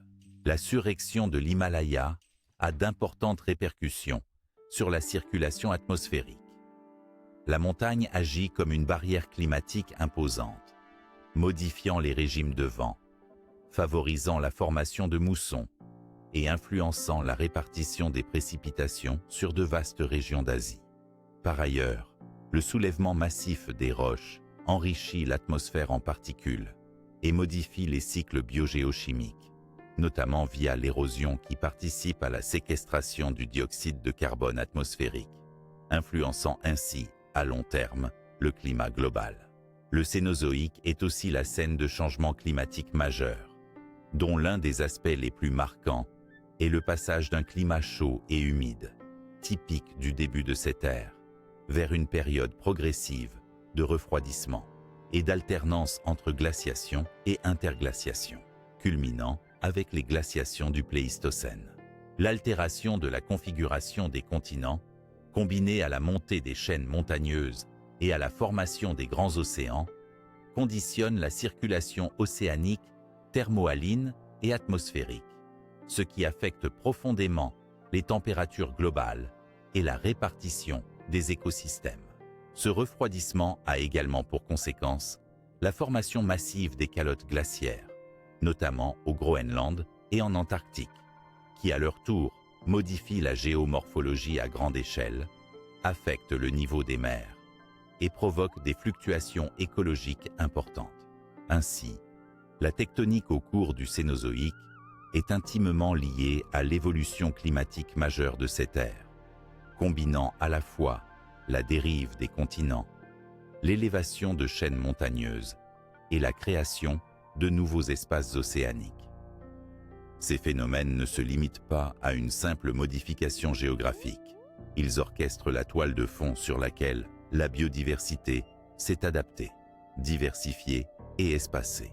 Comprendre ces dynamiques tectoniques et climatiques nous permet de mieux appréhender les conditions environnementales qui ont façonné la vie telle qu'elle est aujourd'hui, et d'anticiper les enjeux futurs liés à un climat en évolution constante. Alors que la Terre continue sa lente métamorphose, cette interaction inextricable entre mouvement des plaques et changement climatique reste un pilier essentiel pour comprendre notre planète et son avenir. Le Cénozoïque, qui s'étend sur les 66 derniers millions d'années, est une période marquée par des crises biologiques successives qui ont profondément remodelé la biodiversité et les écosystèmes terrestres et marins. Parmi ces bouleversements, 3 événements majeurs se détachent particulièrement. La grande coupure à la transition Éocène-Oligocène, les grandes glaciations du Pléistocène et les extinctions associées qui ont accompagné ces fluctuations climatiques extrêmes. La grande coupure, qui survient il y a environ 34 millions d'années, marque un tournant décisif dans l'évolution des faunes terrestres et marines. Cette crise biologique correspond à un changement climatique brutal, lié au refroidissement global et à l'entrée en glaciation de l'Antarctique. Ce refroidissement s'accompagne d'une baisse significative du niveau marin et d'une restructuration majeure des habitats, notamment la transformation des forêts tropicales humides en milieux plus ouverts, comme les savanes et steppes. Cet événement est caractérisé par une forte extinction et un renouvellement des espèces, spécialement chez les mammifères d'Europe et d'Asie. De nombreux groupes archaïques disparaissent, tandis que d'autres, mieux adaptés aux nouveaux environnements plus froids et ouverts, émergent et se diversifient. Cette période voit également un changement notable dans la composition de la faune marine, liée aux variations du niveau de la mer et à la température océanique. Par ailleurs, le Cénozoïque connaît à partir d'environ 2,6 millions d'années l'ère du Pléistocène, marquée par une succession de cycles glaciaires, interglaciaires. Ces glaciations sont caractérisées par l'expansion répétée de grandes calottes glaciaires sur les continents nordiques et l'Antarctique, provoquant des fluctuations majeures du niveau de la mer et de la configuration des habitats. Ces oscillations climatiques ont eu des répercussions majeures sur la biodiversité. Elles ont contraint les espèces à des déplacements migratoires, à des adaptations rapides ou ont entraîné leur extinction. Plusieurs groupes emblématiques, notamment mammifères comme le mammouth, le tigre à dents de sabre, ainsi que de nombreuses espèces d'oiseaux et de reptiles, ont disparu à la fin du Pléistocène, phénomène souvent qualifié d'extinction du Quaternaire. Les causes de ces extinctions sont multiples et restent débattues. Changement climatique rapide, pression anthropique liée à l'apparition de l'homme moderne, modification des paysages et perturbations écologiques. Il est probable que l'interaction de ces facteurs ait accéléré le déclin de nombreuses espèces. Ainsi, les crises du Cénozoïque témoignent d'une période intense de transformation géoclimatique et biologique, où la Terre a vu son visage et sa vie se remodeler constamment. Ces événements rappellent la fragile équilibre entre l'environnement et la biosphère, illustrant comment des changements planétaires, qu'ils soient naturels ou influencés par l'homme, peuvent avoir des conséquences profondes et durables sur la diversité du vivant. En suivant cette dynamique, nous nous dirigerons vers l'exploration des formations géologiques marquantes qui conservent les traces de ces bouleversements et des transitions écosystémiques qui ont façonné l'évolution entre l'ère des dinosaures et celle des mammifères, ainsi que la diversification spectaculaire des oiseaux et des plantes à fleurs. Le Cénozoïque est une ère incroyablement riche sur le plan paléontologique, notamment grâce à plusieurs formations géologiques célèbres qui nous offrent un précieux témoignage des faunes et des environnements anciens. Parmi ces sites emblématiques, les gisements de Messel en Allemagne, de White River aux États-Unis et de La Brea en Californie occupent une place centrale.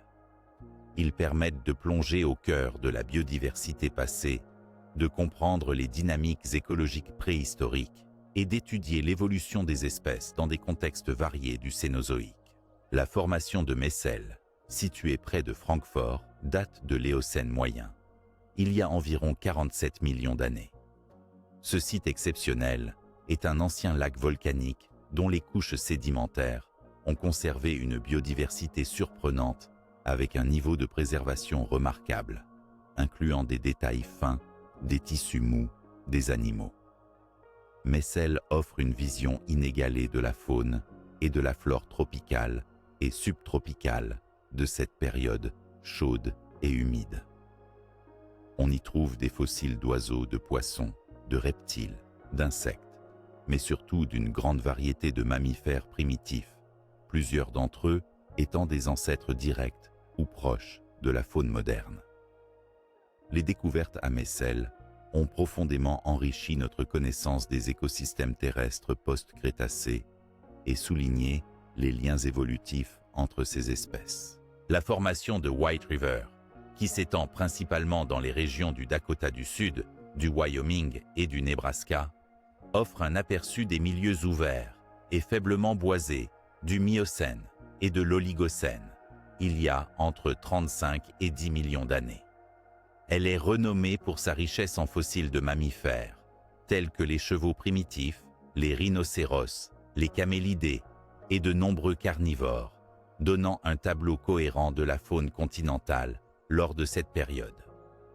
Les fossiles y sont bien conservés, souvent entiers, racontant l'histoire des adaptations évolutives à des environnements plus secs et ouverts, anticipant les savanes modernes.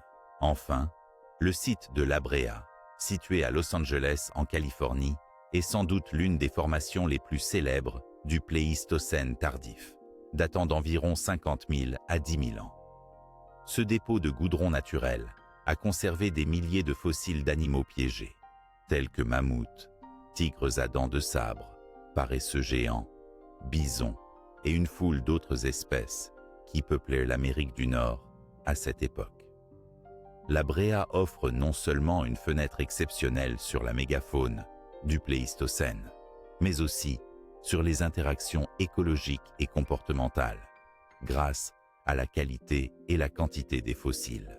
Ces trois formations, bien que très différentes tant par leur âge, leur environnement original, que par leur faune spécifique, constituent autant de témoins essentiels du Cénozoïque.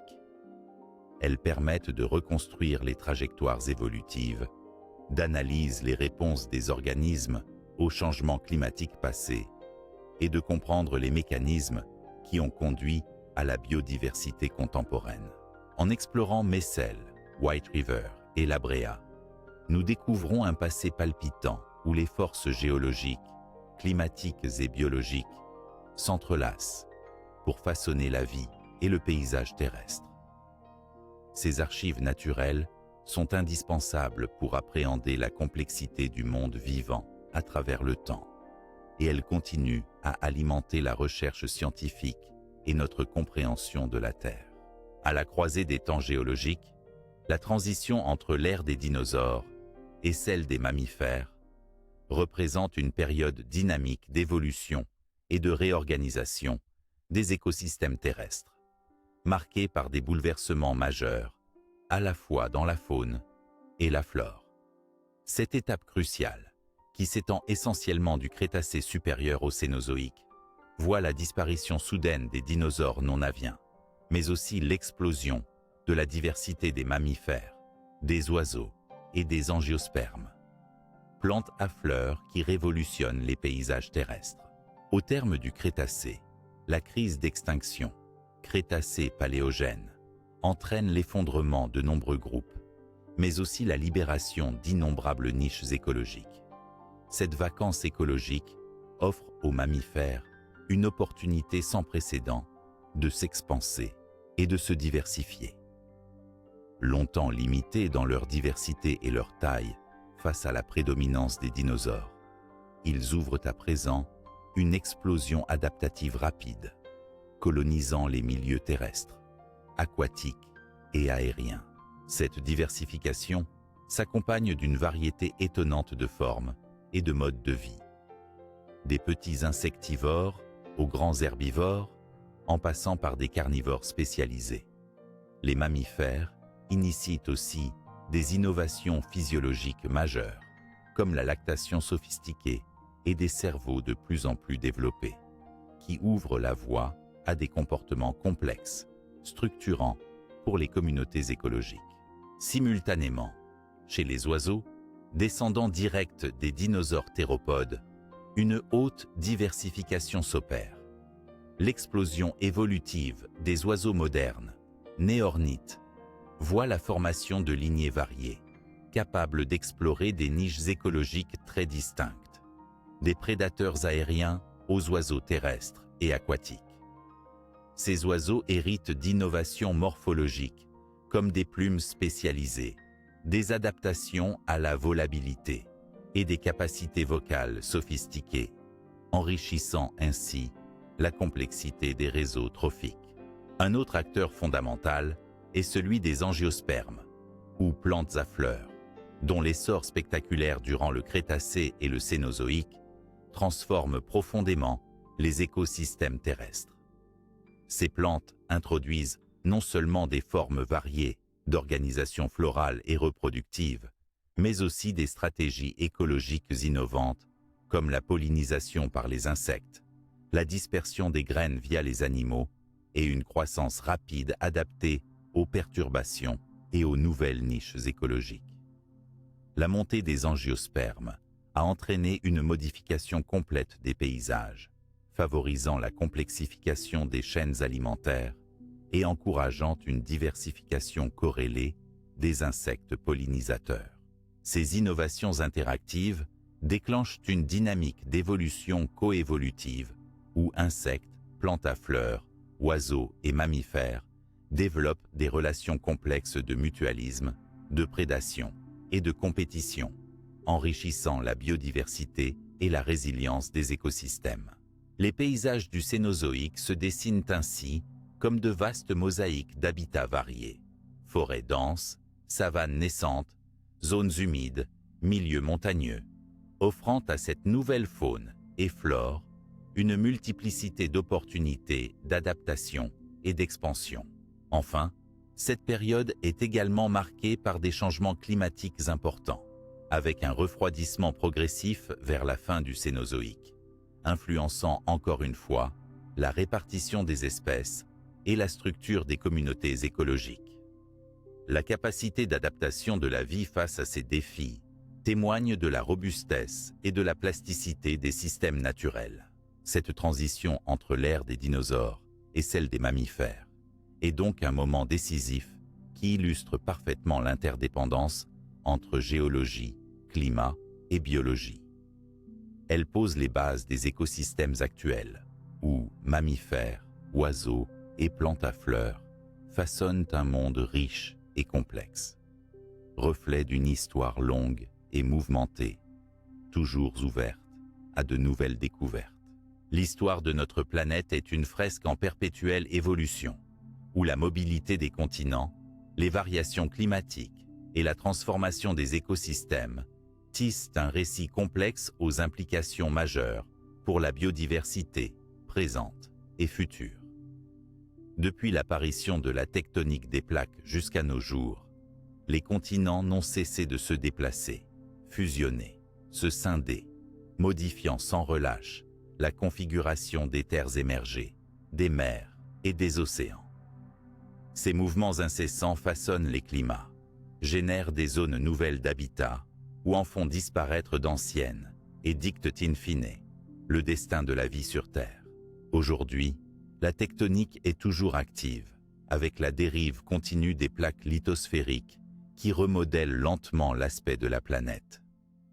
La fragmentation progressive de la Pangée, l'ouverture des océans Atlantique et Indien, le rapprochement des plaques dans la ceinture pacifique, ainsi que la surrection de chaînes montagneuses, telles que l'Himalaya ou les Andes, représentent des dynamiques simultanées aux conséquences multiples.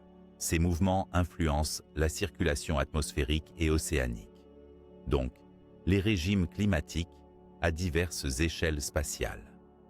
On observe par exemple que la formation de grandes chaînes comme l'Himalaya modifie la pluviosité, engendre des phénomènes météorologiques complexes, comme la mousson asiatique, et exerce un rôle pionnier dans la régulation à long terme des gaz à effet de serre via l'érosion accélérée.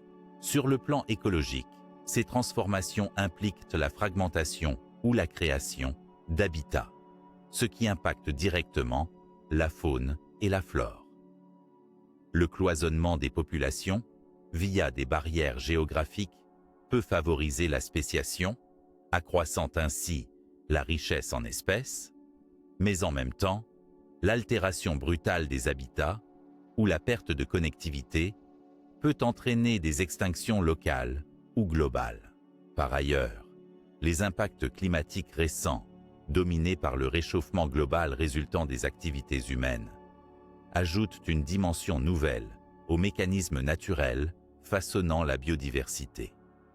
L'augmentation rapide des températures, la modification du cycle de l'eau, l'acidification des océans et la perte massive d'habitats provoquent une crise biologique majeure, souvent comparée aux extinctions massives du passé. Ainsi, la dynamique géologique, si lente qu'elle puisse paraître à l'échelle humaine, agit de concert avec des processus climatiques parfois beaucoup plus rapides pour façonner le destin de la vie. Comprendre ces interactions est essentiel pour anticiper les scénarios futurs et imaginer des politiques de conservation et de gestion des écosystèmes adaptés. L'évolution continue des continents et de leur configuration reste également un facteur clé dans l'approvisionnement des ressources naturelles vitales, la distribution des espèces et la stabilité des biomes. Les enjeux pour l'avenir de la biodiversité reposent donc sur notre capacité à intégrer ces connaissances géologiques et climatiques dans une approche globale et durable.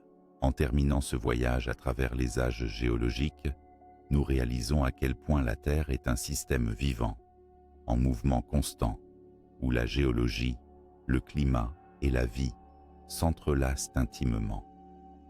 Le passage à l'avenir nécessitera une compréhension fine de ces mécanismes afin de préserver la diversité du vivant, garante de l'équilibre et de la résilience de notre planète.